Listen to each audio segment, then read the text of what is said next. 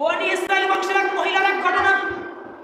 বনি ইসরাইল বংশের এক মহিলা ক্ষুধার জ্বালায় একদম কাতর হয়ে ওই জমানার বিত্তশালী দরজায় গিয়ে বলল যে আমি অনেক ক্ষুধার্ত, আমাকে কিছু খাদ্য দাও, আমি খুব ক্ষুধার্ত, আমাকে কিছু খাদ্য দাও। ওই ধনী লোকটাই বলল আমি অবশ্যই তোমাকে খাদ্য দেব, তবে শর্ত আছে, আমি কিছু সময়ের জন্য তোমাকে করতে চাই।